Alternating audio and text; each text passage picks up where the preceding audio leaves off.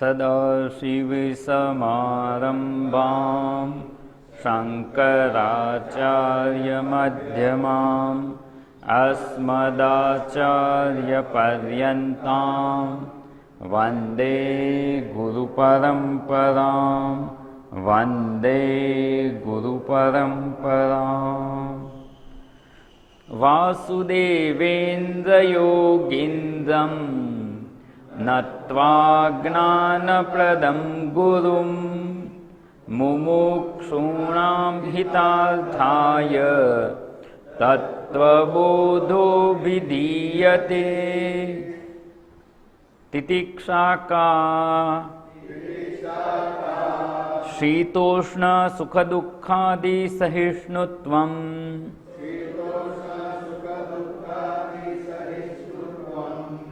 तितिक्षा એટલે શું? જે ષટ સંપત્તિની જે ચોથી સંપત્તિ હતી તિતિક્ષા ખૂબ અગત્યની સંપત્તિ હતી કે જેને લીધે આપણે અમરતાના અધિકારી થઈ શકીએ તેમ છીએ. સહ અમૃતત્વાય કલ્પતે. એવી જે સંપત્તિ હતી એની પ્રાપ્તિ કેવી રીતે કરી શકાય, એનું સ્વરૂપ શું છે, એના માટે આપણે કેવી સમજ કેળવવાની, બધી જ વિસ્તારપૂર્વક વિચારણા આપણે જોઈ ગયા. અને એમાં જે શીત ઉષ્ણ એ નિયત શીત ઉષ્ણ એ શરીરના સ્તરે છે અને એ અનિયત સ્વભાવવાળા દ્વંદ્વ છે. અને સુખ અને દુઃખ એ મનના સ્તરે છે અને એ નિયત સ્વભાવવાળા છે. એટલે શીત ક્યારેક ગમે ક્યારેક ન ગમે, ગરમી ક્યારેક ગમે ક્યારેક ન ગમે, પણ સુખ ક્યારેક ગમે અને ક્યારેક ન ગમે એવું થતું નથી. દુઃખ કાયમ જ ન ગમે, એ ક્યારેક ગમે અને ક્યારેક ન ગમે એવું થતું નથી. અને એની આપણે જે વિસ્તારપૂર્વક વિચારણા જોઈ હતી કે દુઃખને કેવી રીતે દૂર કરવાનું. આવે તો પ્રયત્ન કરીએ છીએ, પ્રયત્ન કરવાથી દૂર થઈ જાય છે ખરું? તો કે ના, દર વખતે થતું નથી. અને જ્યારે એનો ઉપાય સંભવ ના હોય ત્યારે શું કરવાનું? તો એમાં એની ઉપેક્ષા કરવાની, અસ્વીકાર કરવાનો, અને ત્રીજું હતું વિચારણા કરવાની. અને વિચારણામાં આપણે 3 પ્રકારે વિચારણા જોતા હતા: કર્મને અનુલક્ષીને વિચારણા, ભક્તિ માર્ગને અનુલક્ષીને વિચારણા અને જ્ઞાનને અનુલક્ષીને વિચારણા. આમાંથી જે પણ વિચારણા કરી અને આપણને ઉપયોગી થાય એવો અર્થ કાઢી અને આપણા મનને એ સહન કરવા માટે તૈયાર કરવાનું. કેમ સહન કરવાનું? કારણ કે એને દૂર કરતા રહીશું ને તો એનાથી આપણે મુક્ત થઈ શકીશું નહીં, કારણ કે ચક્રવત પરિવર્તન તે એક પછી એક આવતા જ રહેશે અને આપણું જીવન એમાં સમાપ્ત થઈ જશે. અને છેલ્લે જે આપણે જોયું હતું, પ્રતિકાર, ચિંતા અને વિલાપ રહિત થઈ અને સહન કરવાનું. જો ચિંતા વિલાપ કરતા રહીશું, પ્રતિકાર કરતા રહીશું તો તિતિક્ષાની પ્રાપ્તિ નહીં થાય. સહન તો કરીશું. આ સમજ નથી એ લોકો પણ સહન તો કરે જ છે, પણ તિતિક્ષાની પ્રાપ્તિ નથી થતી. આપણને તિતિક્ષાની પ્રાપ્તિ થાય એના માટેની બધી વિચારણા આપણે જોઈ ગયા હતા. અને જે છેલ્લે આપણે જોયું હતું કે કોઈ પણ વિપરીત પરિસ્થિતિ આવે, દ્વંદ્વ ઉત્પન્ન થાય તો સામાન્ય માણસ કેવી રીતે એને સ્વીકારે છે, એનો શું ઉપાય વિચારે છે.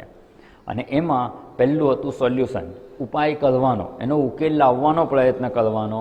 એને આપણે ઉપાય તરીકે લીધું હતું, અથવા કહીએ તો એને સોલ્યુશન મેથડ કહી હતી, એનું સોલ્યુશન લાવવાનો પ્રયત્ન કરીએ. પણ દર વખતે સોલ્યુશન સંભવ હોતું નથી. અને જ્યારે હોય ને ત્યારે પણ બહુ મોંઘું પડી જાય છે. કાં ધનની દૃષ્ટિએ, કાં સમયની દૃષ્ટિએ, કાં પ્રયત્નની દૃષ્ટિએ કોઈક ને કોઈક પ્રકારે એટલું મોંઘું પડી જાય છે કે સોલ્યુશન લાવવાનો પ્રયત્ન છોડી દેવો વધારે સારો, એ વધારે સસ્તું પડે એવું હોય. બીજું હોય છે, જો સોલ્યુશન ના લાવી શકીએ તો મનમાં ટેન્શન ઊભું થાય, સ્ટ્રેસ ઊભો થાય, એ દબાણ ઊભું થતાં થતાં ગુસ્સા કે ક્રોધના રૂપે અભિવ્યક્ત થાય. એટલે પોતે તો દુઃખી હોય, બીજાને દુઃખી કરે. એ બીજો ઉપાય છે. તો એ ગુસ્સો નીકળી જાય, એ દબાણ ભેગું થયું હોય નીકળી જાય, પાછું પુનઃ દબાણ ઊભું થાય. અને આપણે દ્રષ્ટાંત જોયું તો કુકરની વિસલ વાગે એવું થાય.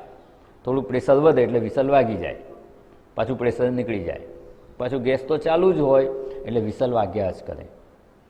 અને આ પણ એનો સાચો ઉપાય નથી. અને ત્રીજું, એનો ઉકેલ ના લાવી શકાય. કોઈના ઉપર ગુસ્સો ના કાઢી શકાય તો શું થાય? તો સપ્રેશન થાય અને એ ડિપ્રેશનનો ભોગ બને, હતાશા આવી જાય જીવનમાં. તો આ ત્રણે ત્રણ યોગ્ય ઉપાય નથી. યોગ્ય ઉપાય તો તિતિક્ષા છે કે આપણે આપણી સહનશક્તિની મર્યાદા વધારવાની. અને ઘણા બધા દ્રષ્ટાંત લઈ અને આપણે સમજવાનો પ્રયત્ન કરતા હતા કે જે સામાન્ય સંજોગોમાં ઠંડા પાણીએ ન નાહી શકતા હોય, કારણ કે ઠંડુ પાણીથી નહાવાની સહનશક્તિ ન હોય, તો ધીમે ધીમે કેપેસિટી વધારતા જવાની. અને અહીંયા જ આપણે રહીએ છીએ એ સ્થાનમાં જ 12 મહિના જો ઠંડા પાણીએ નાહી શકે તો નદીમાં નહાવાનું હોય કે એવું કંઈક હોય તો એ મુશ્કેલી લાગે નહીં. જે 8 વાગે ઉઠતા હોય એને સવારે 5 વાગે ઉઠવાનું મુશ્કેલ લાગે, પણ જે વર્ષોથી જેને અભ્યાસ હોય કે 5 વાગે જ ઉઠતા હોય, એને ક્યાંક શિબિરમાં ગયા હોય અને 5 વાગે ઉઠવાનું હોય તો એને અઘરું લાગે નહીં. કેમ? તો કે એને એની મર્યાદા વધારી દીધી છે. અને જે છેલ્લું આ દ્રષ્ટાંત જોયું હતું કે આપણે આપણી મર્યાદાની અંદર જો કોઈ પણ પ્રકારનું દ્વંદ્વ આવે ને તો એ આપણને દુઃખરૂપ ન લાગે. સહનશક્તિની મર્યાદાની અંદર એટલે મર્યાદા વધારી દેવાની. પેલું કહે ને ક્રિકેટની બાઉન્ડ્રી જે હોય અને પ્લેયર શોટ મારે અને બાઉન્ડ્રી કૂદી જાય તો 6 મળે, પણ બાઉન્ડ્રી એટલી લાંબી હોય તો 6 મળે જ નહીં, 6 વાગે જ નહીં, એ બાઉન્ડ્રીની અંદર જ પડે. ઘણીવાર એવા હોય નાના ગ્રાઉન્ડ હોય ને એટલી બધી 6 વાગે એટલે હાઈ સ્કોર મેચ થઈ જાય કે ગ્રાઉન્ડ જ નાનું હોય એટલે બાઉન્ડ્રી નાની જ હોય, પણ મોટા ગ્રાઉન્ડમાં રમવા જાય તો એ જ પ્લેયરથી એકેય 6 ના વાગે. બસ એવી રીતે અહીંયા પણ કોઈ પણ દુઃખ આપણી બાઉન્ડ્રીની બહાર જાય જ નહીં એટલી મોટી બાઉન્ડ્રી કરી દેવાની. અને એને જ તિતિક્ષા કહેવામાં આવે છે. સહનશક્તિની મર્યાદા જ એટલી વધારી દેવાની. કોઈ પણ દુઃખ, કષ્ટ કે દ્વંદ્વ આપણી સહનશક્તિની બહાર હોય જ નહીં, એટલે એ આપણને કષ્ટરૂપ થાય જ નહીં. અને આવી તિતિક્ષા કેળવેલી હશે તો જે કંઈ પરિસ્થિતિ આવશે એને ઉકેલ શોધવામાં આપણે જીવનનો સમય નહીં વેડફીએ અને જે થોડો ઘણો આપણી પાસે સમય ઉપલબ્ધ છે એને આપણે આત્મચિંતન કે આત્મજ્ઞાનની પ્રાપ્તિ માટેના ઉપાયમાં ઉપયોગ કરી શકીશું. એના ઉપાય અર્થાત શ્રવણ, મનન, નિધિધ્યાસન, એમાં આપણે સમયનો ઉપયોગ કરી શકીએ. એટલા માટે પણ અહીંયા આ તિતિક્ષા કેળવવી આવશ્યક છે. અને આટલી તિતિક્ષાની વિસ્તારપૂર્વક વિચારણા બાદ જે ચોથી સંપત્તિ છે શ્રદ્ધા, એની વિચારણા કરવાની છે.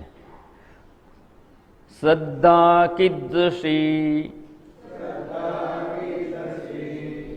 ગુરુ વેદાંત વાક્યાદિષુ વિશ્વાસ શ્રદ્ધા. ગુરુ વેદાંત વાક્યાદિષુ વિશ્વાસ શ્રદ્ધા. ખૂબ સરળ વ્યાખ્યા છે. અને અહીંયા પણ આપણે જે જોઈએ છે, જે અત્યાર સુધીની વિચારણા જોઈ, સમય એટલે શું? તો કે મનોનિગ્રહ. વ્યાખ્યા ટૂંકમાં આપી છે, પણ આપણે જો એને આત્મસાત કરવું હોય ને, એ સંપત્તિને આપણે પ્રાપ્ત કરવી હોય તો વિસ્તારપૂર્વક વિચારણાની આવશ્યકતા છે. આ શ્રદ્ધા કીદૃશી. શ્રદ્ધા શું છે? 5મી સંપત્તિ છે. આ શ્રદ્ધા શું છે એની જ્યારે વાત કરવામાં આવે ત્યારે કહેવામાં આવે છે કે ગુરુ વેદાંત વાક્યાદિષુ. ગુરુ અને વેદાંત વાક્ય એમાં વિશ્વાસ હોવો એને શ્રદ્ધા કહેવામાં આવે છે. આમ શ્રદ્ધા વ્યવહારમાં પણ આપણે આ શબ્દ વાપરતા હોઈએ છીએ.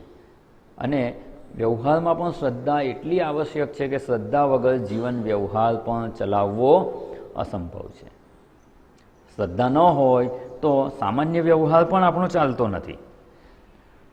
આપણે થોડાક એના દ્રષ્ટાંત લઈને જોઈશું. અત્યારે સામાન્ય વ્યવહારમાં શ્રદ્ધાની શું આવશ્યકતા છે, કેવી રીતે શ્રદ્ધા કામ કરે છે, ત્યાંથી લઈ અને ગુરુ અને વેદાંત વાક્યોમાં શા માટે શ્રદ્ધાની આવશ્યકતા છે.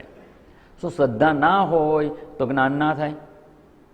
તમને મારામાં શ્રદ્ધા નથી, પણ હું એવું કહું કે આ કેસરી રંગનો રૂમાલ છે અને તમે આંખથી જુઓ છો. હવે મારામાં શ્રદ્ધા ના હોય તોય તમે શું કહેશો કે આ તમારી વાત મને શ્રદ્ધાની જરૂર નથી, મને આંખથી દેખાય છે અને હું માનું છું. શ્રદ્ધાની આમાં જરૂર નથી, આંખથી દેખાય છે એટલે માનીએ છીએ. તો અહીંયા ગુરુ અને વેદાંતના વાક્યોમાં શ્રદ્ધાની શું આવશ્યકતા છે? અધ્યાત્મ માર્ગમાં આત્મજ્ઞાનની પ્રાપ્તિનો ઉપાય કરી રહ્યા છીએ ત્યારે આ શ્રદ્ધાની શી આવશ્યકતા છે? એ આપણે સમજવાનો પ્રયત્ન કરવાનો છે. અને માત્ર અહીંયા કહ્યું છે એવું નહીં, ઉપનિષદોમાં પણ તિતિક્ષુ શ્રદ્ધાવિત્તો ભૂત્વા, તિતિક્ષુ હોય પણ શ્રદ્ધાયુક્ત હોવો જોઈએ, એવા થઈ અને આ આત્મજ્ઞાનની પ્રાપ્તિનો પ્રયત્ન કરવાનો છે. હવે આ શ્રદ્ધા શબ્દ કેવી રીતે બને છે પહેલાં એ જોઈ લઈએ. ધા એટલે ધારણ કરવું, અને એની આગળ પ્રત્યય લાગે છે સત. સત એટલે સત્ય છે, નિશ્ચયપૂર્વક એવું ધારણ કરવાનું. જે કહેવામાં આવે છે કે જે જણાવવામાં આવે છે એ સત્ય જ છે એવા દૃઢ નિશ્ચયપૂર્વક આપણે એને આપણા મન બુદ્ધિમાં ધારણ કરવું, એને શ્રદ્ધા કહેવામાં આવે છે. આ તો એનો શબ્દનો અર્થ આપણે જોયો. એને આપણે કેવી રીતે પ્રાપ્ત કરી શકીએ એની થોડીક વિચારણા કરવાની છે. એટલે આપણે આ ક્યાં શ્રદ્ધા ક્યાં જરૂરી છે? જે વસ્તુને આપણે સ્વતંત્ર રીતે જાણતા નથી. જાણતા હોય તો તેનું જ્ઞાન પ્રાપ્ત કરી લીધું છે, પછી શ્રદ્ધાની આવશ્યકતા જ નથી રહેતી, જ્ઞાન પ્રાપ્ત થઈ જ ગયું છે. પણ આ શ્રદ્ધા એટલા માટે આવશ્યક છે કે જે આપણે જાણતા નથી, જે આપણો વણખેડાયેલો વિષય છે, જેને વિશે આપણને પૂરતી માહિતી નથી, આપણે એ પ્રાપ્ત કરેલું નથી, એ લક્ષ્ય સુધી આપણે પહોંચેલા નથી, અને એના વિશે જાણવું હોય તો શ્રદ્ધાની આવશ્યકતા છે.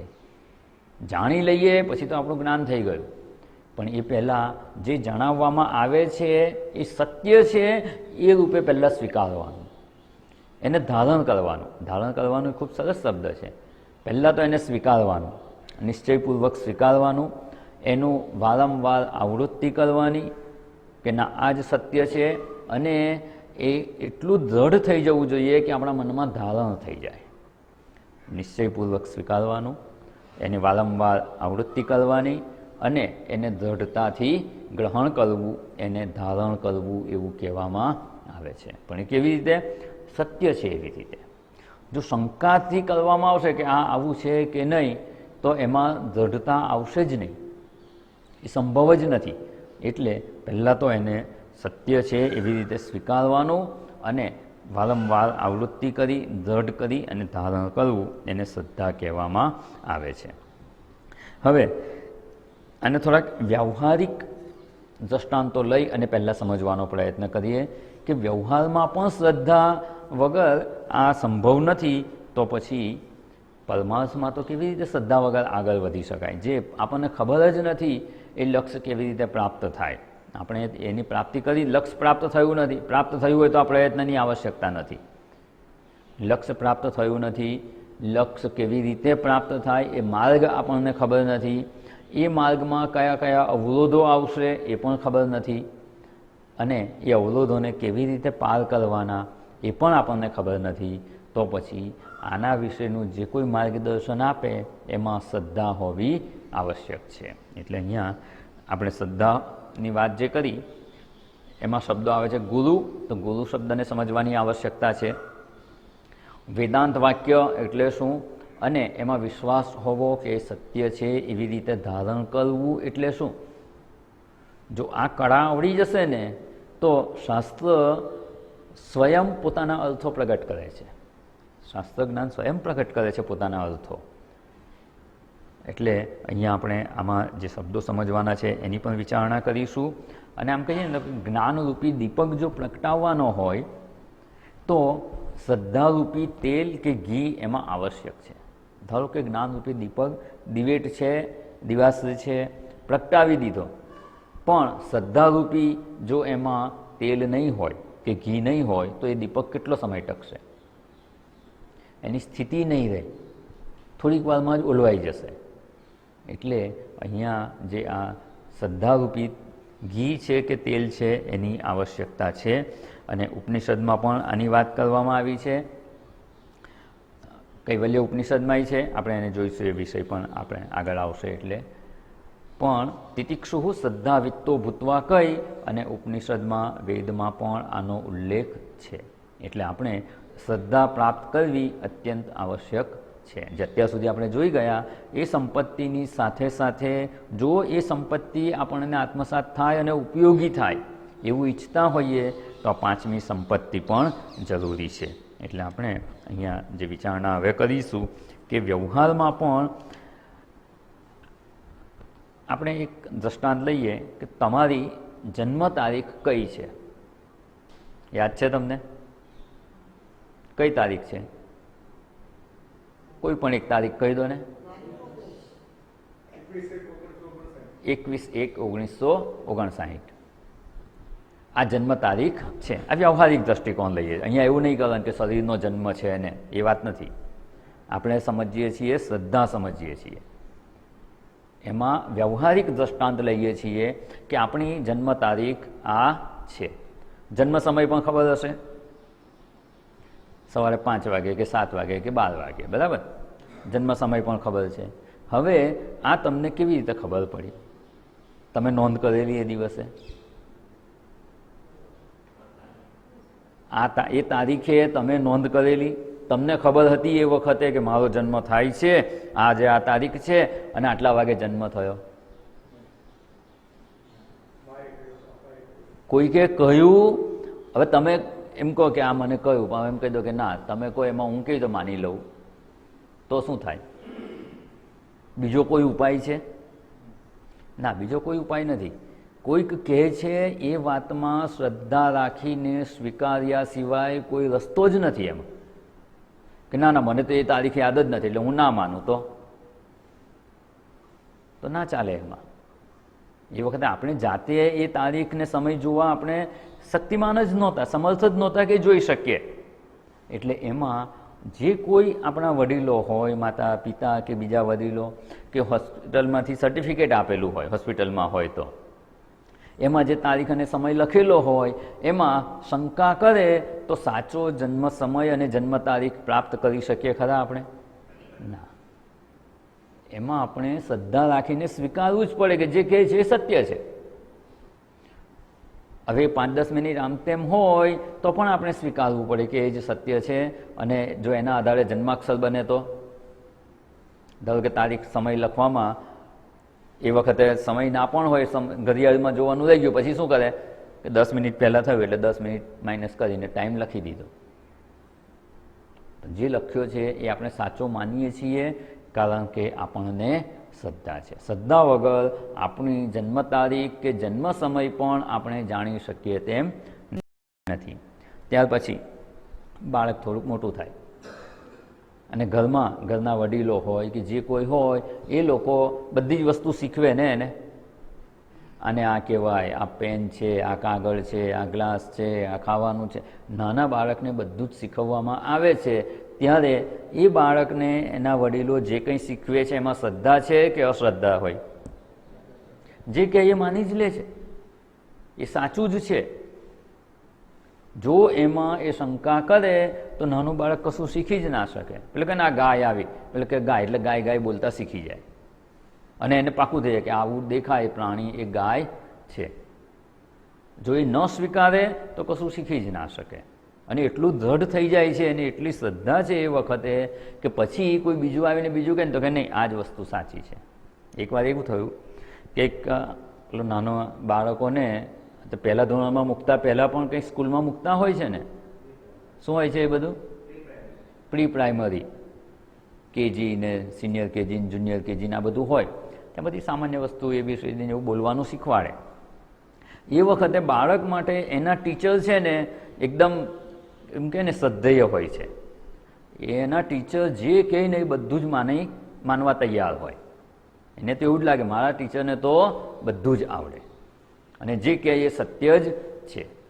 એટલે ટીચરમાં એટલી એને એ વખતે શ્રદ્ધા હોય. આમ કહે ને કે એના માટે જે ટીચર છે એના એ આઈડિયલ કહેવાય, એ જ એના માટે રોલ મોડેલ હોય. ટીચર કીધું એટલે સાચું. એમાં એકવાર એમના ટીચરે શીખવાડ્યું કે આપણા શરીરના અંગો કેટલા છે, શરીરના અંગો કયા કયા છે. હવે નાના છોકરાને કેવી રીતે સમજાવવાનું? આખી બાયોલોજીની દ્રષ્ટિએ સમજાવવા જાય તો કશું ના સમજી શકે. એટલે જે દેખાય છે તો કે માથું છે, કાન છે, આંખ છે, હાથ છે, ગળું, ધડ, છાતી, પેટ, પગ, આટલા અંગો છે. આટલું જ કહેવાય ને. એ 3-4 વર્ષના બાળકને શું કહેવાય? શરીરના અંગોની માહિતી આપવી હોય તો આટલું કીધું એટલે છોકરાને થઈ ગયું કે આપણા શરીરમાં આટલા અંગો છે. પછી ઘરે ગયો ને એટલે એની મમ્મી હતા ને એ ડૉક્ટર હતા. એટલે એને કીધું, મમ્મી આજે તો અમારા શિક્ષકે શરીરના અંગો વિશે અમને શીખવાડી દીધું, અમને આવડી ગયું, તું કે કેટલા અંગો હોય? એટલે માને તો મારો છોકરો કેટલો હોશિયાર છે, હજુ તો આટલો પહેલા ધોરણમાં નથી ગયો અને આ બધું એને આવડી ગયું. એટલે એણે તો એ ડૉક્ટર હતા એટલે ડૉક્ટરની દ્રષ્ટિએ બધું અહીંયા મગજ તો અંદરનું બધું ચાલુ હોય, સેરેબ્રલ કોર્ટેક્સ હોય ને આ હોય ને તે હોય ને સ્પાઇનલ કોર્ડ હોય ને બધું સમજાવી. કે જવા મમ્મી તને કંઈ આવડતું જ નથી. ઘણીવાર છે ને ઘરમાં એવું કહેતા હોય, એના પપ્પા કાયમ એની મમ્મીને કહે, અને ઘરમાં ઘણા લોકોને જવા દે ને તને નથી ખબર પડતી, તને કંઈ આવડતું નથી, એવું છોકરાએ ઘણીવાર સાંભળેલું. એટલે કે પપ્પા કહે છે ને બરાબર જ છે, તને કંઈ આવડતું જ નથી, શરીરમાં તો આટલા અંગો હોય, તને કંઈ ખબર જ નથી. એની મમ્મી સાચું કહે છે તો એમાં એને સાચું લાગતું નથી. શું સાચું લાગે છે એને? એના ટીચરે જે કહ્યું ને એ એને સાચું લાગે છે. કેમ? એને એમાં એટલી શ્રદ્ધા છે કે ટીચરે કીધું છે આટલું છે એટલે આટલું છે, એ શ્રદ્ધાથી સ્વીકારે છે. અને વિદ્યાર્થી જ્યારે સ્કૂલમાં ભણતો હોય ને, આ જન્મ તારીખની વાત જોઈએ, પછી વિદ્યાર્થી નાનું બાળક હોય ઘરમાં બધું શીખે, એ શ્રદ્ધાથી શીખે છે. પછી સ્કૂલમાં ગયો અને સ્કૂલમાં એને જે પાઠ્યપુસ્તક છે અને એના શિક્ષક છે એમાં એને શ્રદ્ધા રાખવી પડે કે નહીં? ધારો કે પુસ્તકમાં લખેલું હોય 2 + 2 બરાબર કેટલા થાય? 4. પુસ્તકમાં લખેલું છે ને વિદ્યાર્થીઓ કે ના 2 + 2 4 થાય, હું માનવા તૈયાર નથી, તો શું થાય? એમાં શ્રદ્ધા રાખવી જ પડે. અને જે પુસ્તકમાં છે એ જ વસ્તુ શિક્ષક ભણાવે છે એટલે શિક્ષકમાં પણ શ્રદ્ધા રાખવી પડે. જો એમાંય શ્રદ્ધા ના હોય ને શિક્ષક ભણાવે, ચાલો દાખલો કરીએ, a = 5, ધારો કે a = 5, એટલે કે મારે નથી ધારવું, તો શું થાય? સ્વામીજી કહે છે ને દફતર લઈને ઘેર જવાનું, ભણી જ ના શકાય. તો વિદ્યાર્થીને પાઠ્યપુસ્તકમાં શ્રદ્ધા હોવી જોઈએ અને શિક્ષકમાં પણ શ્રદ્ધા હોવી જોઈએ. કેમ હોવી જોઈએ? કારણ કે જે વિષય ભણવાનો છે ને એ પોતે જાણતો નથી. પહેલી વાત એ જે શરૂઆતમાં આપણે જોયું ને, જે વિષય આપણે જાણતા નથી એના વિશેનું જ્ઞાન પ્રાપ્ત કરવું હોય તો એ વિષય જે જણાવે છે તે એ પુસ્તક હોય અને શિક્ષક હોય. એમાં શ્રદ્ધા ન હોય તો જે પોતે જાણતા નથી અને જે જણાવે છે એમાં શ્રદ્ધા નથી તો ક્યારેય જાણી શકાય નહીં.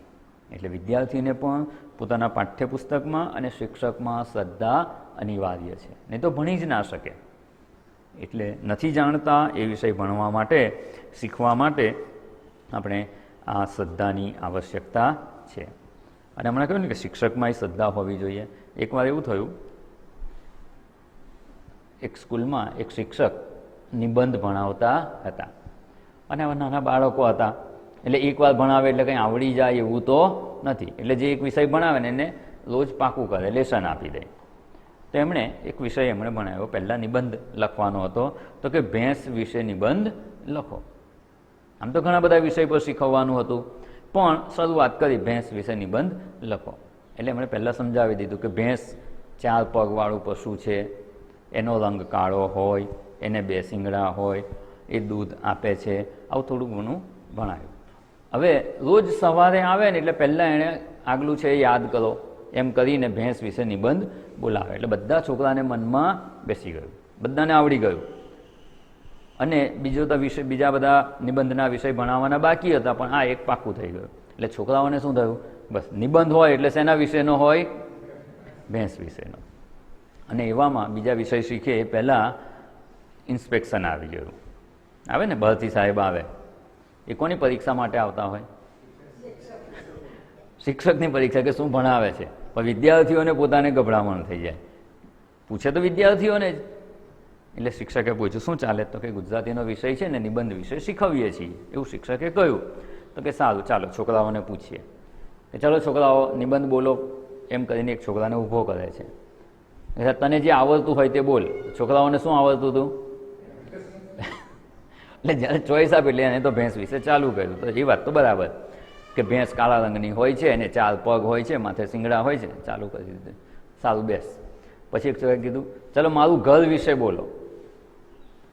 એટલે કે મારું ઘર આ જગ્યાએ આવેલું છે, મારું ઘર આ રોડ પર છે અને પછી મારા ઘરની સામે એક ભેંસ ઊભી છે, એ ભેંસને 4 પગ હોય છે, કાળા રંગની હોય છે, શિંગડા હોય છે, કહી દીધું. પેલું કે આ ઘર, મારા ઘર વિશે કહ્યું ને આમાં ભેંસ ક્યાંથી આવી ગઈ, સારું બેસી જા. પછી ત્રીજાને ઊભો કરે છે, મારી શાળા વિશે બોલો, જે નિશાળમાં ભણો છે એના વિશે બોલો. શાળાનું નામ આ છે, મારી શાળા આ જગ્યા પર આવેલી છે, મારી શાળાના ગેટની બહાર એક ભેંસ છે, ભેંસનો કાળો રંગ હોય. ભેંસ પર જ આવી જાય. સાહેબ તો અકળાયા કે આ શું કે, ગમે તે પૂછો ભેંસ પર જ. પછી કે સારું, જંગલી પશુ વિશે બોલો. તો કે સિંહ વિશે બોલો. તો કે સિંહ જંગલનો રાજા છે, સિંહનો ખોરાક ભેંસ છે, ભેંસ કાળા રંગની હોય છે, 4 પર. ગમે ત્યાં કોઈ ભેંસ પર, કારણ કે શિક્ષકમાં એટલી શ્રદ્ધા કે બસ આ એક ભેંસ વિશેનો જ નિબંધ કરાવેલો અને એટલો પાકો થઈ ગયો હતો. એટલે આવું પણ થઈ શકે આમાં. અહીંયા જે વિદ્યાર્થીને પોતાના પાઠ્યપુસ્તકમાં અને શિક્ષકમાં શ્રદ્ધા અનિવાર્ય છે, આ વ્યવહારિક દ્રષ્ટિએ જોઈ રહ્યા છીએ. એમાં આગળ વધતા જે અહીંયા જણાવે છે ને, ગુરુ વેદાંત વાક્યાદિષુ વિશ્વાસ શ્રદ્ધા, કારણ કે આ શ્રદ્ધા વગર જીવન વ્યવહાર જ અસંભવ છે, સ્વીકારી જ ના શકીએ તો એ જીવનમાં આવી જ ના શકે. એટલે અહીંયા વિદ્યાર્થી અધ્યયન કરતા હોય ત્યારે પણ આ પાઠ્યપુસ્તકમાં અને શિક્ષકમાં શ્રદ્ધા અનિવાર્ય છે. ધારો કે વિજ્ઞાનનો વિષય ભણતા હોય, વિજ્ઞાનમાં શું આવે કે આ વૈજ્ઞાનિકે આ શોધ કરી, એણે આ પ્રયોગ કરેલા, એનું આ તાત્પર્ય નક્કી કર્યું અને આ સિદ્ધાંત એણે સ્થાપિત કરી દીધો.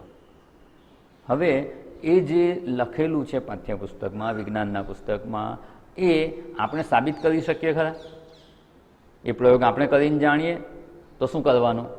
એ વૈજ્ઞાનિકે જે નક્કી સિદ્ધાંત સ્થાપિત કરેલો છે એને શું કરવાનું? આપણે સ્વીકારી લેવાનું, શ્રદ્ધાપૂર્વક સ્વીકારવું જ પડે કે ના, આણે તો આ પ્રયોગ કરેલો, એનો આ નિષ્કર્ષ આવ્યો, એ હું કેવી રીતે માનું? હું નથી માનતો. તો શું થાય? એ વિજ્ઞાનનો વિષય ના ભણી શકાય. વિજ્ઞાનનો વિષય ભણવા માટે જે વૈજ્ઞાનિકોએ શોધ કરી છે, જે સિદ્ધાંતો તારવ્યા છે, એને શ્રદ્ધાપૂર્વક સ્વીકારવા જ પડે. એટલે ત્યાં પણ શ્રદ્ધા વગર ચાલે તેમ નથી. એ નહીં, ક્યાંક બહારગામ જવાનું હોય, અજાણી જગ્યાએ જવાનું છે, ઘણા જતા હોય ને વેકેશનમાં, દિવાળી વેકેશન હોય કે મે વેકેશનમાં હોય, ક્યાંક ફરવા જવું છે, એટલે કે મહાબળેશ્વર ગયા નથી, પહેલી વાર જવું છે, તો શું કરવાનું? કોઈ ગયું હોય એને કાં પૂછવું પડે, અથવા મેપ લઈ અને એમાં જોવું પડે. તો મેપમાં જોઈએ અથવા કોઈકને પાસેથી માહિતી લઈએ અને એ માહિતી આપે કે તમે આ રસ્તે જશો તો તમે મહાબળેશ્વર પહોંચી જશો. પછી ત્યાં શું કરવાનું? તો કે ત્યાં આટલી જોવાની જગ્યાઓ છે, ત્યાં તમે જવાનું. હવે એ કહે છે, એ આપણે માનીએ કે ન માનીએ? હવે એ તો કીધા કરે. ઘણીવાર એવું હોય છે ને, અમુક લોકો કહે ને તો આપણને વિશ્વાસ ના હોય તો એ તો કીધા કરે, આપણે જુઓ ને, ચેક કરો ને. એનો અર્થ શું? એ કહે છે એમાં શ્રદ્ધા નથી. અને જે જગ્યાએ આપણે ગયા નથી, એ પર્યટન સ્થળની આપણને માહિતી નથી, ત્યાંના કોઈ ભોમિયો કે ગાઈડ આપણને કહે એ આપણે સ્વીકારવા તૈયાર નથી, તો આપણે ત્યાંની સાચી માહિતી મેળવી શકીએ નહીં. હા, એકવાર જઈ આવીએ આપણે જાતે, પછી કોઈને પૂછવાની જરૂર નહીં. પછી કોઈ ગમે તે કહે તો કોઈ એ નથી માનતો, મને ખબર છે, તો ચાલે. પણ જ્યાં સુધી એ જોયું નથી ત્યાં સુધી એ ન માનીએ તે ચાલે નહીં. ક્યાંય પણ નારાયણ આશ્રમે જવું હોય, પહેલી વાર જતા હોય તો કેટલા લોકોને પૂછીએ છીએ આપણે? કોઈક વ્યક્તિ એક રસ્તેથી ગયો હોય તો એને પૂછી લઈએ, કોઈક વ્યક્તિ બીજા રસ્તેથી ગયા હોય તો એને પૂછી લઈએ, અને આપણે એને કહે છે એ સત્ય છે એવું માની સ્વીકારી અને આપણે આપણી યાત્રાનું પ્લાનિંગ કરીએ છીએ અને આપણે ત્યાં પહોંચતા હોઈએ છીએ. એ નહીં, આપણે જે ભોજન ગ્રહણ કરીએ છીએ એમાંય ધારો કે કોઈને એવી શંકા થઈ જાય કે આમાં કોઈએ ઝેર મેળવેલું હશે તો શું થાય? આપણે ખાવાનું ખાઈ શકીએ ખરા? ના. એમાં વિશ્વાસ છે કે એમાં ઝેર નથી, તો જ આપણે એ ગ્રહણ કરી શકીએ. ઘણા લોકો પેલા પોલિટિશિયનો હોય ને એ લોકોને આ બધી બહુ ચિંતા હોય, કોઈએ ઝેર નાખી દીધું હશે, હત્યાનો પ્રયાસ કરવા માટે એવું કરે, એટલે દરેક જગ્યાએ એને શંકા આવે. તો અહીંયા આપણે જે ભોજન ગ્રહણ કરીએ છીએ ને, એ ભોજન બનાવનારમાં આપણને શ્રદ્ધા છે કે યોગ્ય જ ભોજન બનાવેલું છે, ખરાબ વસ્તુ વાપરેલી નથી કે બગડેલી વસ્તુ નથી વાપરેલી. ઘણીવાર એવું થાય, બગડેલી વસ્તુ હોય ફ્રીજમાં મૂકી રાખી હોય, બગડતી હોય તો કે કાઢીને આપી દો ને બગડે એ પહેલાં પૂરું કરી નાખો. પછી પીરસી દઈને ખાઈ લઈએ ને પછી ખબર પડે કે આ તો બગડતું હતું ને એટલે કાઢી નાખ્યું, એનો મેળ પાડી દીધો. પછી ના થતી હોય ને તોય પેટમાં તકલીફ થવા માંડે કે કંઈક ગડબડ છે આવું ખાધું એટલે. એટલે જે અન્ન છે એ ગ્રહણ કરીએ છીએ એમાં પણ શ્રદ્ધા જરૂરી છે કે એમાં ઝેર નથી, નહીં તો એ ગ્રહણ જ ના કરી શકીએ. એટલે શ્રદ્ધા સર્વત્ર આવશ્યક છે. ધારો કે આજકાલ કોઈ નવું મશીન લઈ આવીએ, નવું કમ્પ્યુટર લાવીએ, નવો મોબાઈલ હોય કે બીજું કોઈ મશીન લાવીએ, રસોડામાં વાપરવા માટે મિક્સી લાવીએ કે કંઈ પણ નવું મશીન હોય એને વાપરતા આવડતું નથી, તો શેમાં શ્રદ્ધા રાખવી પડે? ઓપરેટિંગ મેન્યુઅલ આવે એમાં શ્રદ્ધા રાખવી પડે. એમાં શ્રદ્ધા રાખીએ કે આમાં આમ લખે આમ કરો એટલે આમ થશે એટલે આપણે એમ કરીએ. અશ્રદ્ધા હોય તો કે આમાં લખ્યું છે આમ કરે, એવું કરવાથી થોડું થતું હશે અને કરીએ જ નહીં તો ના થાય. હવે ઓપરેટિંગ મેન્યુઅલ આ હોય, કોઈ સમજાવે, આજકાલ કંઈ એની જરૂર નથી, અમે એના વગર જ કરીએ. શું કરીએ તો કે યુટ્યુબ પર જોઈ લઈએ, ગૂગલ પર જોઈ લઈએ અને કરીશું. તો એ પણ તમને એમાં શ્રદ્ધા તો છે ને. ગૂગલ મેપમાં ધારો કે રસ્તો બતાવે કે આ રસ્તો છે ને આ રસ્તો છે, બેઉ બાજુથી જવાય એવું છે, આ રસ્તે જશો તો કલાકમાં પહોંચશો, આ રસ્તે જશો તો 1.25 કલાક થશે. તો એ જે રસ્તો બતાવે છે એમાં શ્રદ્ધા છે તો જ એ માર્ગે જવાય, નહીં તો એ માર્ગે જતાં પહેલાં શંકા આવે કે ના આ રસ્તો તો મને ખબર છે, પેલા ભાઈ કહેતા હતા કે આ રસ્તે કામ ચાલે છે એટલે રસ્તો બંધ કરેલો છે. જો આવી શંકા આવી ગઈ તો એ માર્ગે પ્રયાણ નહીં થાય.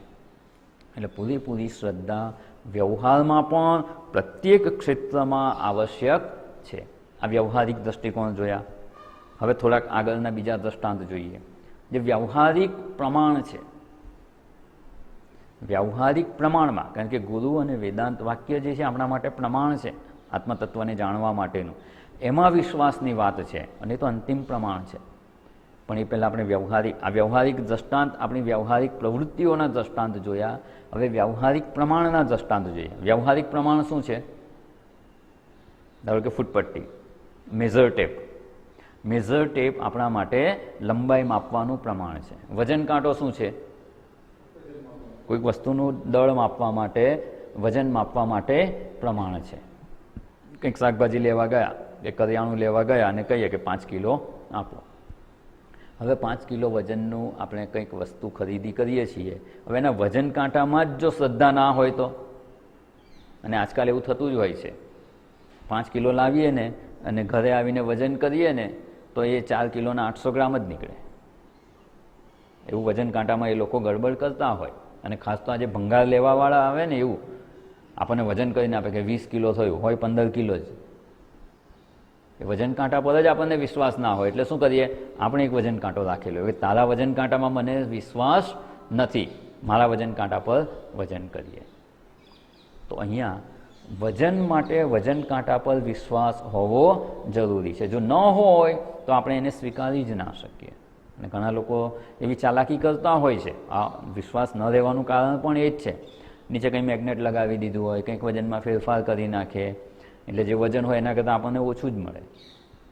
એટલે જ્યારે કોઈક વસ્તુના વજન વિશે જો શ્રદ્ધા ન હોય, એના વજન કાંટા વિશે જો શ્રદ્ધા ન હોય તો આપણે એને સ્વીકારી શકતા નથી. એટલે એમાંય શ્રદ્ધા હોવી આવશ્યક છે કે 5 કિલો બતાવે છે તો 5 કિલો જ છે. એવું મેઝર ટેપમાંય હોય. દરજીની કે પેલી લાંબી મેઝર ટેપ હોય, ઘણીવાર શું થાય, જૂની થઈ ગઈ હોય ને એટલે ખેંચાઈને 1 મીટરે 1 ઇંચ વધી ગઈ હોય. પછી એનાથી માપીએ તો માપ કેવું આવે? ખોટું આવે. વ્યવહારિક પ્રમાણ છે એમાં પણ શ્રદ્ધાની આવશ્યકતા છે કે ના આ બતાવે છે તે સાચું છે તો જ આપણે એને સ્વીકારી શકીએ. આ વ્યવહારિક પ્રમાણ થયા.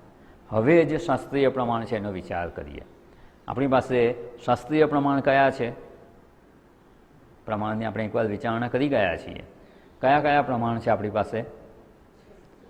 પ્રત્યક્ષ પ્રમાણ, પછી અનુમાન પ્રમાણ, ઉપમાન પ્રમાણ, અર્થાપત્તિ પ્રમાણ, અનુપલબ્ધિ પ્રમાણ અને છેલ્લે જે શાસ્ત્ર પ્રમાણ કે શબ્દ પ્રમાણ. તો આમાં જે પ્રત્યક્ષ પ્રમાણ છે ને, પ્રત્યક્ષ પ્રમાણમાં કયા કયા આવે છે? 5.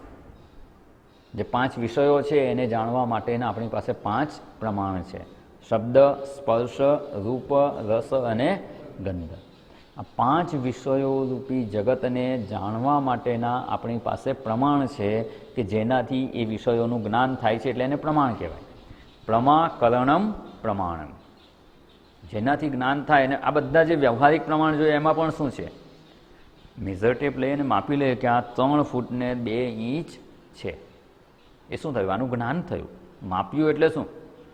માપી લીધું અર્થાત કે જાણી લીધું. જાણી લીધું અર્થાત કે જ્ઞાન થયું કે આની લંબાઈ આટલી છે, આનું વજન 2 કિલો છે, આ 5 લીટર છે. આ વ્યવહારિક પ્રમાણ છે, એનાથી એ વસ્તુનું આપણને જ્ઞાન થાય છે કે આ વસ્તુ કેવી છે, કેટલી છે, એ જ્ઞાન થઈ ગયું. એટલે જાણવાનું સાધન એને પ્રમાણ કહેવાય. તો આ જે પ્રત્યક્ષ પ્રમાણ છે, પ્રતિ અક્ષર ઇન્દ્રિયોથી એના વિષયોનું જ્ઞાન થાય, એને પ્રત્યક્ષ પ્રમાણથી થયેલું જ્ઞાન કહેવાય.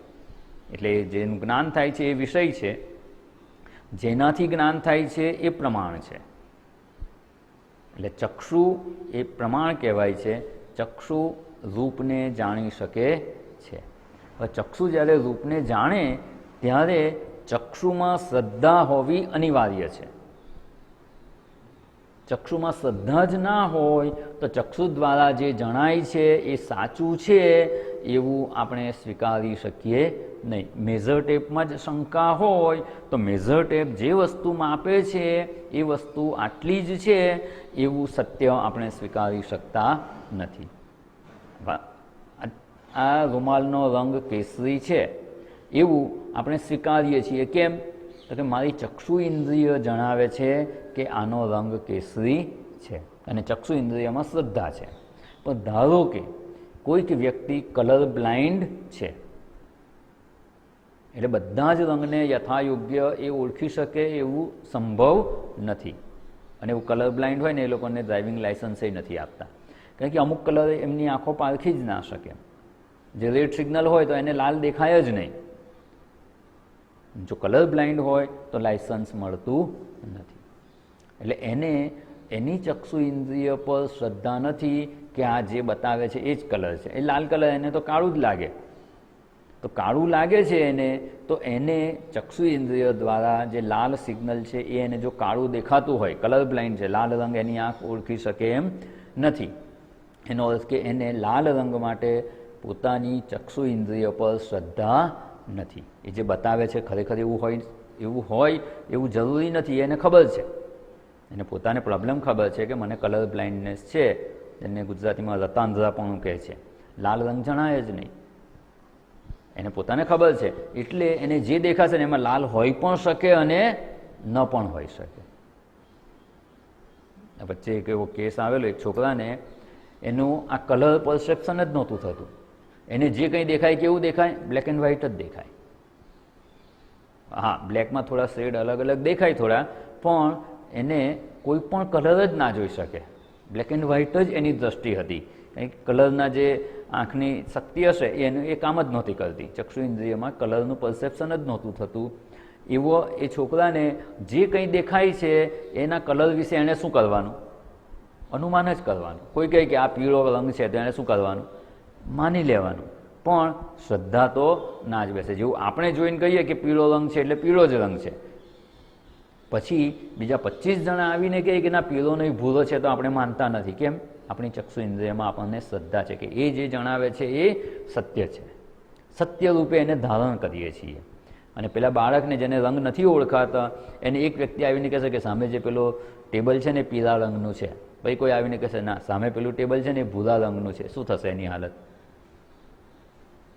એમાંથી એકેય વસ્તુને સત્ય રૂપે નહીં સ્વીકારી શકે, કારણ કે એને પોતાની પાસે એ પ્રમાણ નથી. અને પોતાનું જે પ્રમાણ છે એમાં એને શ્રદ્ધા નથી, કારણ કે એ બરાબર બતાવતું નથી. તો અહીંયા આપણે જે વ્યવહારિક પ્રમાણ છે, વ્યવહારિક પ્રમાણ જોયા, અને શાસ્ત્રીય પ્રમાણમાં, પ્રત્યક્ષ પ્રમાણમાં આ 5 ઇન્દ્રિયો વિશે વિચારી લેવાનું. જેને કાન પર શ્રદ્ધા છે, જેના કાન બરાબર કામ કરે છે, શ્રવણેન્દ્રિય કામ કરે છે, એ અવાજ પરથી ઓળખી જાય કે આ કયા પક્ષીનો અવાજ છે. પણ જેને શ્રવણેન્દ્રિય બરાબર કામ કરતી ન હોય, બેરાશ આવી ગઈ હોય, સંભળાતું ના હોય, એને કંઈક અવાજ આવે છે પણ જો બરાબર સંભળાતું ના હોય તો એ કહી ના શકે કે આ જ અવાજ છે. જે સંભળાય છે એમાં એને શ્રદ્ધા જાગતી જ નથી. એવી જ રીતે આ પ્રત્યક્ષ પ્રમાણ, 5 પ્રમાણમાં વિચારણા કરી લેવાની, અને આ રીતે એ સત્ય જ છે એવી રીતે જો ધારણ ન થાય તો એનું યથાર્થ જ્ઞાન થતું નથી. પ્રત્યક્ષ પ્રમાણ જોયું, અને પ્રત્યક્ષ પ્રમાણને આધારે જ બાકીના અનુમાન પ્રમાણ, ઉપમાન પ્રમાણ, અર્થાપત્તિ પ્રમાણ બધા એને આધારે જ છે. અનુમાન કરીએ છીએ પર્વતો વન્યમાન, પ્રત્યક્ષ પ્રમાણથી ધુમાડો જોયો એટલે ત્યાં અગ્નિ જેવું અનુમાન થાય છે. પ્રત્યક્ષ પ્રમાણથી જ ધુમાડામાં જો શ્રદ્ધા ના હોય કે ધુમાડો છે કે શું છે ખબર નથી, ઝાડ જેવું દેખાય છે કે ધુમાડો છે દૂરથી જોતા હોઈએ તો એને અગ્નિનું અનુમાન કરી જ ના શકે. ઉપમાન પ્રમાણ એ પણ પ્રત્યક્ષને આધારે જ છે કે બિલાડી જેવું દેખાય, લાંબી પૂંછડીવાળું હોય, એ વનિયર છે પણ બિલાડી છે એમાં જ જો એને શ્રદ્ધા ના હોય, પ્રત્યક્ષ પ્રમાણથીમાં જ એને શ્રદ્ધા નથી તો ઉપમાન પ્રમાણ પણ ન થઈ શકે. પ્રત્યક્ષ પ્રમાણને લીધે અનુમાન પ્રમાણમાં શંકા રહી, એમાં શ્રદ્ધા ન જાગી તો અર્થાપત્તિ બીજા સ્ટેજનું અનુમાન એમાંય સંભવ નથી. અર્થાપત્તિ અનુપલબ્ધિ પ્રમાણ એ પણ સંભવ નથી. એટલે કોઈ પણ પ્રમાણમાં જો શ્રદ્ધા ન હોય તો એના દ્વારા એના વિષયનું જ્ઞાન થતું નથી. એટલે નિષ્કર્ષ એ કરવાનો કે કોઈ પણ પ્રમાણ હોય એમાં શ્રદ્ધાની આવશ્યકતા છે. એ સત્ય છે એ રીતે તો પહેલાં સ્વીકારવું જ પડે. ભલે એ સમયે આપણી બુદ્ધિ એને સ્વીકારી શકે કે ન સ્વીકારી શકે, આપણી બુદ્ધિમાં સમજાય કે ન સમજાય, કારણ કે નવો વિષય હોય, સમજાઈ જાય પછી જ સ્વીકાર કરવું તો એ સમજાશે ક્યારે? પહેલાં સત્ય છે એ રીતે સ્વીકારીને પ્રવૃત્ત થશો તો. આ તો પહેલાં જેવી વાત છે કે સ્વિમિંગ શીખવું છે, તરતા શીખવું છે. તરતા શીખવું હોય તો શું કરવાનું? પણ તરતા આવડતું ના હોય તો કેવી રીતે પડે? માણસ ડૂબી જાય ને. તરતા શીખવું છે તો પાણીમાં પડે તો તરતા આવડે, પણ તરતા આવડતું હોય તો પાણીમાં પડે ને. તરતા નથી આવડતું પાણીમાં કૂદકો મારે તો શું થાય? બસ આ એવી વાત છે. જે તરતા શીખવે છે એમાં શ્રદ્ધા રાખીને કે કૂદી પડે તો કૂદી પડવું પડે. કોણ? કે કંઈક થશે તો મને બચાવશે. સ્વિમિંગ કોચ છે, આપણને શીખવનાર છે, એમાં શ્રદ્ધા ના હોય તો માણસ કૂદે ખરો? મને બચાવશે, ધારો કે હું ડૂબી જઈશ તો મને બચાવશે, એવી શ્રદ્ધા ના હોય એ વ્યક્તિ ક્યારેય સ્વિમિંગ શીખી શકે? ના શીખે. બસ આ એક દ્રષ્ટાંત યાદ રાખવાનું. અધ્યાત્મ માર્ગમાં પણ આપણે આત્મતત્વની પ્રાપ્તિ કરવી છે. આત્મતત્વને જાણતા નથી, એની પ્રાપ્તિ કરવી છે, એનું જ્ઞાન પ્રાપ્ત કરવું છે. જાણતા નથી એટલે જે જણાવનાર છે ને એમાં શ્રદ્ધા આવશ્યક છે. તો કોણ જણાવે છે? તો કે શાસ્ત્ર જણાવે છે. આત્મતત્વનું જ્ઞાન શાસ્ત્ર પ્રદાન કરે છે, એટલે શાસ્ત્રમાં શ્રદ્ધા હોવી અનિવાર્ય છે. અને શાસ્ત્ર સીધા ઉકેલી નથી શકાતા, એટલે શાસ્ત્ર ઉકેલી અને એ જ્ઞાન આપણને સરળ કરી અને સમજાવી શકે એવા જે આચાર્ય કે ગુરુ હોય એમાં પણ શ્રદ્ધા અનિવાર્ય છે. એટલે અહીંયા કહેવામાં છે ગુરુ વેદાંત વાક્યાદિષુ વિશ્વાસ, એને સત્ય છે એ રીતે ધારણ કરી અને એવી શ્રદ્ધા જો કેળવેલી હશે તો એ આપણને આત્મજ્ઞાન કરાવવા માટે સમર્થ છે. એટલે અહીંયા આપણે જે પ્રમાણમાં શંકા થઈ શકે એમ છે એ શંકા ન રાખી અને શ્રદ્ધાપૂર્વક જો આપણે એને સ્વીકારીએ તો જ આપણે એના દ્વારા જે જ્ઞાન થાય છે એ વિષય આપણે પ્રાપ્ત કરી શકીએ કે એનું જ્ઞાન આપણને આત્મસાત થઈ શકે તેમ છે. હવે આગળ વિચારણા કરવાની. આપણે વ્યવહારિક દ્રષ્ટાંત જોયા, વ્યવહારિક પ્રમાણ જોયા, શાસ્ત્રીય પ્રમાણ જોયા, અને હવે જે અંતિમ પ્રમાણ છે એની વિચારણા કરવાની છે કે આપણે જે આત્મતત્વની પ્રાપ્તિ કરવી છે, બ્રહ્મતત્વની પ્રાપ્તિ કરવી છે એ કેવી રીતે જણાય.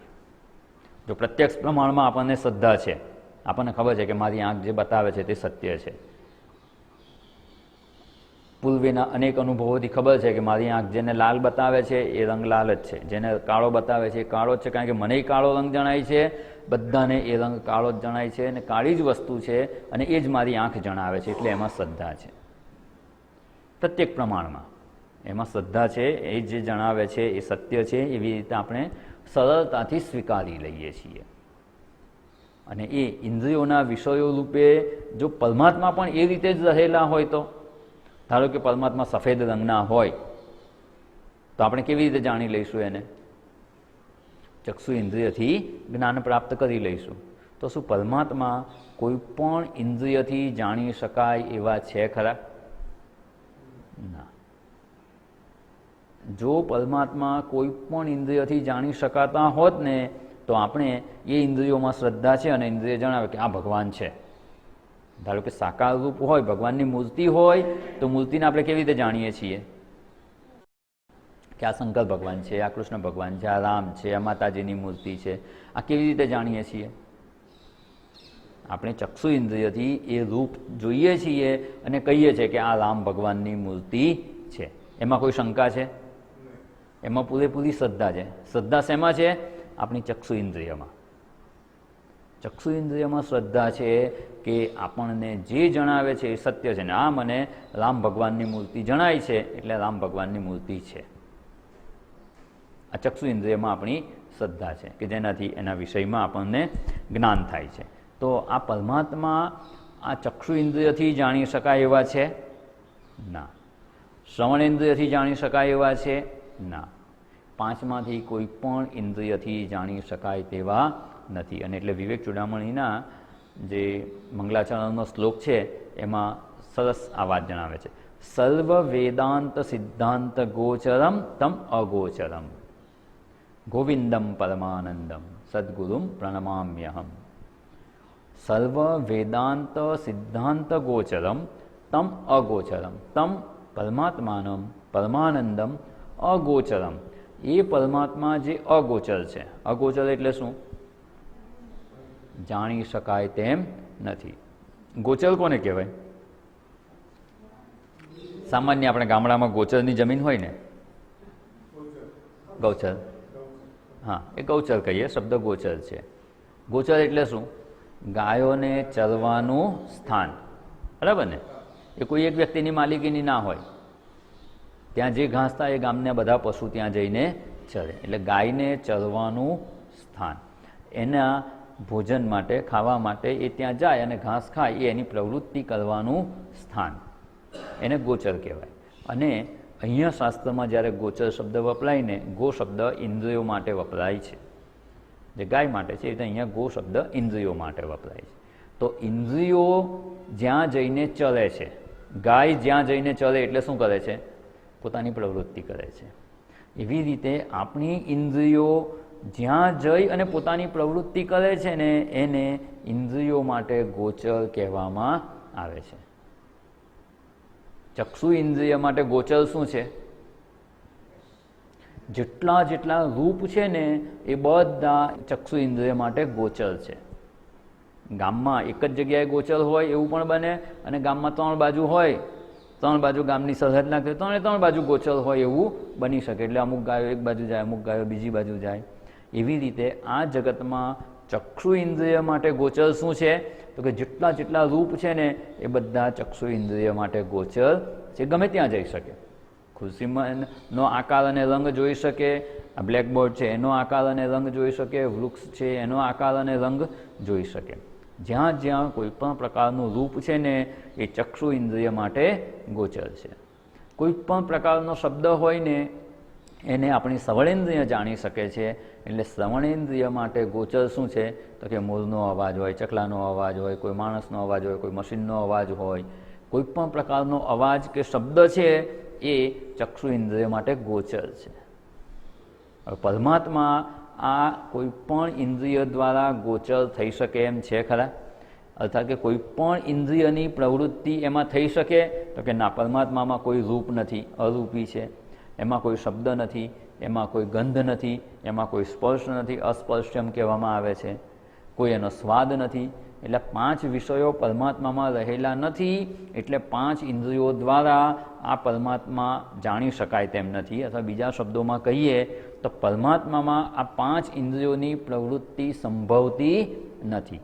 એટલે કે ને ગાય જ્યાં જાય અને પોતાની પ્રવૃત્તિ કરે એને ગોચર કહેવાય. ગાય જ્યાં જઈ ના શકે ત્યાં, કોઈ જમીનદાર હોય એનો પોતાનો બંગલો હોય ગામમાં, અને એના બંગલામાં ગાય જઈને ત્યાંનું ઘાસ ખાય, ત્યાંની લોન હોય ખાઈ જાય તો ચાલે? ના. કેમ ના જઈ શકે? એને બાઉન્ડ્રી કરેલી છે, બહાર સિક્યોરિટીવાળો ઊભો છે, ત્યાં જઈ ના શકે, એટલે ત્યાં એનો પ્રવેશ નિષેધ છે. એવી રીતે પરમાત્મામાં આ ઇન્દ્રિયો જઈ શકે ખરી? ના, એ સંભવ જ નથી, એનો વિષય બની શકે એમ નથી. એટલે ઇન્દ્રિયો પરમાત્માને જાણી શકે તેમ નથી, એટલે એ ઇન્દ્રિયો માટે અગોચર છે. તમ અગોચરમ, એ પરમાત્મા અગોચર છે. કેટલા? તો કે જેટલા પ્રમાણો આપણે જોયા ને, વ્યવહારિક પ્રમાણ, શાસ્ત્રીય પ્રમાણમાં પ્રત્યક્ષ પ્રમાણ, અનુમાન પ્રમાણ, ઉપમાન પ્રમાણ, અર્થાપત્તિ પ્રમાણ અને અનુપલબ્ધિ પ્રમાણ, આ બધા પ્રમાણથી પરમાત્માને જાણી શકાય તેમ નથી, એટલે તમ અગોચરમ. જેનાથી જે વિષયનું જ્ઞાન પ્રાપ્ત કરવું હોય એમાં શ્રદ્ધા હોવી આવશ્યક છે, એ વિચારણા આપણે પૂર્વે જોઈ ગયા. રૂપનું જ્ઞાન પ્રાપ્ત કરવું છે તો ચક્ષુ ઇન્દ્રિય જે પ્રમાણ છે એમાં શ્રદ્ધા અનિવાર્ય છે. તો આ પરમાત્મા આ બધા પ્રમાણથી જાણી શકાય એમ નથી, એટલે આ પ્રમાણની કોઈ વિચારણાની આવશ્યકતા નથી. તો શ્રદ્ધા ક્યાં જોઈએ? તો કે જે પ્રમાણથી પરમાત્મા જાણી શકાય એમ છે ને એમાં શ્રદ્ધા હોવી જોઈએ. રૂપનું જ્ઞાન પ્રાપ્ત કરવા માટે ચક્ષુ ઇન્દ્રિયમાં શ્રદ્ધા અનિવાર્ય છે. તો અહીંયા પરમાત્માનું જ્ઞાન કેવી રીતે પ્રાપ્ત થાય? જેનાથી પરમાત્માનું જ્ઞાન પ્રાપ્ત થઈ શકે એમ હોય ને એમાં શ્રદ્ધા રાખવી જરૂરી છે. એટલે અહીંયા કહેવામાં છે ગુરુ વેદાંત વાક્યાદિશુ વિશ્વાસ શ્રદ્ધા. એટલે આપણે એ વિચારણા પર આવીએ છીએ. બધા પ્રારંભથી વિચારણા કરી અને શ્રદ્ધાની આવશ્યકતા શું છે એ વ્યવહારિક દ્રષ્ટાંત જોયા, અને છેલ્લે હવે વિચારણા કરવાની છે કે આ ગુરુ અને વેદાંત વાક્યોમાં શ્રદ્ધાની કેમ વાત કરી, બીજે ક્યાંય નહીં, અને આ બેમાં શ્રદ્ધાની વાત શા માટે જણાવવામાં આવી? કારણ કે પરમાત્માનું જ્ઞાન પ્રાપ્ત કરવા માટે આ જ પ્રમાણ બને એમ છે, એ સિવાય કોઈ પ્રમાણ બની શકે તેમ નથી, અને જે પ્રમાણ બને એમાં શ્રદ્ધા અનિવાર્ય છે. એટલે કહેવામાં છે અતિન્દ્રિય વિષયે શ્રુતિ પ્રમાણમ. આ અતિન્દ્રિય વિષય એટલે ઇન્દ્રિયથી ન જાણી શકાય એવું જે જ્ઞાન છે એના વિષયમાં પ્રમાણ શું છે? તો કે શ્રુતિ. એટલે શ્રુતિ એટલે શું? એને અહીંયા વેદાંત વાક્ય કહેવામાં આવે છે. તો વેદાંત વાક્યમાં અને ગુરુમાં શ્રદ્ધા શા માટે, એ થોડીક આપણે વિચારણા બાકી છે, એ આપણે આવતીકાલે પુનઃ મળીશું, ત્યારે એ સમજવાનો પ્રયત્ન કરીશું, અને એનાથી નિશ્ચય થશે કે આમાં શ્રદ્ધા અત્યંત અનિવાર્ય છે. શ્રદ્ધા વગર આમાં પ્રવેશ જ સંભવ નથી. અને એવો નિશ્ચય થશે, એમાં શ્રદ્ધા આવશે. અને શ્રદ્ધા કેવી? જે ચક્ષુ ઇન્દ્રિય જે પ્રમાણ છે રૂપ માટે, એ રૂપનું જ્ઞાન પ્રાપ્ત કરવા માટે જેવી રીતે ચક્ષુ ઇન્દ્રિયમાં પૂર્ણ શ્રદ્ધા છે આપણને, અને એટલે જે જ્ઞાન થાય છે એ દ્રઢ હોય છે, એવી રીતે આ ગુરુ અને વેદાંત વાક્યમાં જો શ્રદ્ધા આપણી દ્રઢ થઈ જશે, જેટલી ચક્ષુ ઇન્દ્રિયમાં શ્રદ્ધા છે એટલી દ્રઢ આમાં શ્રદ્ધા થઈ જશે, તો ચક્ષુ ઇન્દ્રિયથી રૂપનું જ્ઞાન જેટલું સ્પષ્ટ થાય છે એટલું જ સ્પષ્ટ પરમાત્મા તત્વનું જ્ઞાન આ આપણને કરાવી શકે તેમ છે. એટલી શ્રદ્ધા અનિવાર્ય છે. ઓમ પૂર્ણમદ પૂર્ણમિદં પૂર્ણાત પૂર્ણમુદચ્યતે પૂર્ણસ્ય પૂર્ણમાદાય પૂર્ણમેવાવશિષ્યતે. ઓમ શાંતિ શાંતિ શાંતિ. હરિ ઓમ. શ્રી ગુરુભ્યો નમઃ. હરિ ઓમ.